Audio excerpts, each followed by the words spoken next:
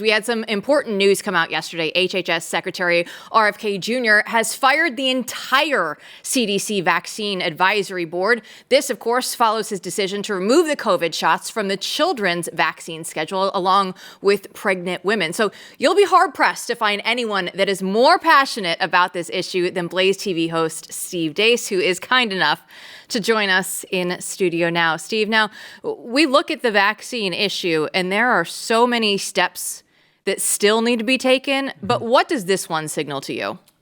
This is the first true consequences that I think we have seen. We've seen corrections. And, it's funny because, of the many laudable attributes people on our side come up with for Donald Trump, humility is not necessarily high on the list. Fair? Okay. And yet, the reality is the amount of self-awareness that, you're never going to get an "I have sinned against you" from Donald Trump level of apology. That's just not who he is. Okay.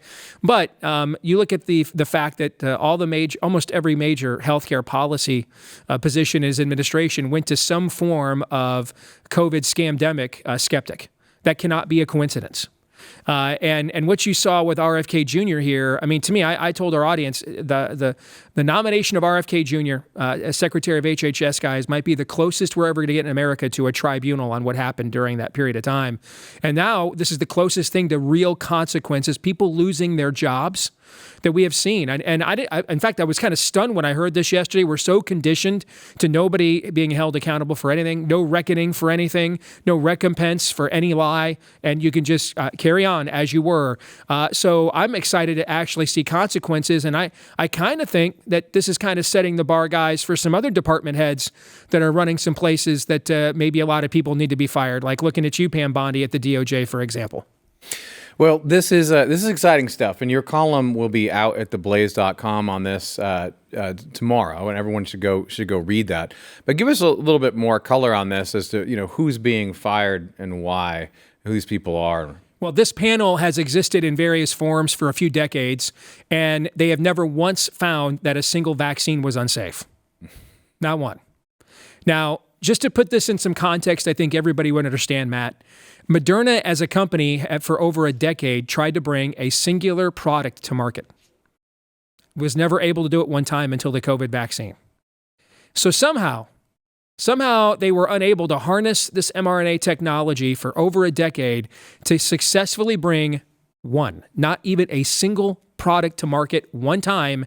And yet, under the gun, the pressure of a once-in-a-century pandemic, they pulled it off. They went to the craps table, put it all on black, and it came through. And everything is safe and effective. There's never any consequences for anything. No one's ever held accountable for anything. Everybody's, of course, got liability shields at the exact same time. So we're talking about a panel that at least 25 years did not find one single shot unsafe, including the COVID vaccines. So that just kind of gives you an idea of who this panel is. And the names are kind of irrelevant at this point. It's a hydra, basically. You just have to keep cutting off heads. New ones keep forming. This is what happens when our institutions get captured by the spirit of the age and essentially no longer. It's funny. I got into this business almost 20 years ago, and we were very concerned about overregulation. And now, Matt, we're sitting here saying, where is the regulation? Okay? Because we didn't say there shouldn't be any regulation at all right? But that's essentially what we have. If you're an entrepreneur, lots of regulation for you. If you're an entrepreneur, you can't get enough of regulation. They will fetishize it. But if you are an entity that can write a massive check making you too big to fail, no regulation for you. So let me read this. Children's Health Defense, Mary Hotland from that organization provided us with a quote today. It's being an article on theblaze.com. She said, "It's unbelievable that ACIP members were allowed to participate in deliberations regarding a product in which they might have a financial stake. No wonder the committee consistently approved every vaccine for use," and goes on to basically reiterate what you're saying here. And this is something that I think most Americans do understand about Big Pharma. Mm-hmm. It seems to me like that's the winning, wedge. It's actually it's a stone that falls on most of the electorate. But it really is wild to me how we haven't highlighted enough. And we do need to do more of this, at the website. How much money these people make, how shameless it is. It just seems like it's in broad daylight. Let me just give one data point that I think everybody would understand. So CDC, everybody complains about VAERS, and rightfully so. That's the Vaccine Adverse Event Reporting System. It was part of the trade-off for the 86 liability shield. It's supposed to be a self-reporting system, but it's incredibly clumsy. It times out. A lot of times it requires medical professionals to help you fill something out. There was a Harvard study done about a decade or so ago that found that by a factor of 10, given how laborious the system is, they think that adverse events are underreported, right? And so the CDC set up its own system for the COVID vaccine because of how difficult the VAERS system is. And they called it vSafe. And they had over 10 million people peer-to-peer on an app that they were interacting with individually. So they knew in real time, and 10 million is a massive sample of people, they knew in real time what was happening. What they found was almost 8% of people reported a serious adverse event. Now, serious adverse event could mean anything from I had to go to urgent care to my heart rate kept me up all night and then it went away. Could mean death. There's a wide range of things. It basically means something that was more serious than anything you felt in the first 15 minutes after you took this shot. All right, 8% of people had a serious adverse event. Well, at the height of COVID, Matt, before we even stratify for age or demography, the hospitalization rate in America for COVID was 2%.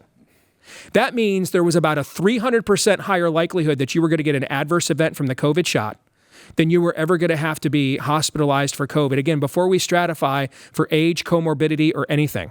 On top of that, that also means there was about a the IFR, except for the most elderly of people during COVID, the infection fatality rate ended up being about 0.01. Which also means now there was a 1,600% higher likelihood that you were going to get a serious adverse event from the COVID vaccine than you were going to die from COVID unless you were in the most elderly age group. Now, I ask, except for an audience like we have here at the Blaze, where you guys let us do this work and publish it. People need to know, frankly, not every single major alternative and conservative media website allowed their staff to do the stuff that the Blaze allowed people like me and others to do the last few years. So even amongst our audience, how few people have ever heard that data that I just cited? Now ask yourself about the rest of the Gen Pop. About 80% of American adults took at least one dose of one of the COVID jabs or the non-mRNA Johnson & Johnson jab, which, by the way, was the only one that CDC cited as unsafe, okay? So ask yourself, why not? And then ask yourself, if you knew that math, would you have taken the risk of the COVID jab if you knew that that's where the real odds were? And the answer for a lot of people probably is no, which is exactly why they didn't tell you. Steve, let's go back out into a bigger picture of the Trump administration, right? Because we were promised shock and awe with the executive orders. There were things that were happening so fast we could barely keep up with them on this show every single day. Then we kind of got a little lull, and everybody got in place. Now, I remember being in Nashville with you at Jason Whitlock's studio for the COVID jab special, where RFK Jr. was there, and he was talking about basically the deep state was killing my relatives, right? Like that was one of the most impactful days. Yes. And I just couldn't believe that I was like a fly on the wall for that conversation. So now let's take that, what we know, right? He is absolutely going to be the guy that is not going to be scared about what is happening behind the scenes, right? Any of the political chess moves. RFK Jr. is going to be a guy who sees past that and says, this is my time. What is that going to mean politically for this administration as he is the one who is taking that first leap out and trying to say, you know what? I'm going to make changes right now. You all can follow. Well, I think on one hand, we sat here after the election and I said that it potentially RFK Jr. has the chance to be the most consequential cabinet appointment in America since Kissinger. Kissinger was really the last time there was a cabinet appointment that became a household name. That his name, ID, and brand was on par with what people thought of even when it came to the president of the United States. And that it could potentially be amongst the most impactful cabinet appointments we've ever seen if they're going to really let him go. And I think for the most part, what you have seen is they have really let him go. I think a big test, Jill, is going to be in September. Both Trump and RFK Jr. have been teasing this study they've been conducting on what is the origin of this explosion in autism rates in America in the last 30 plus years.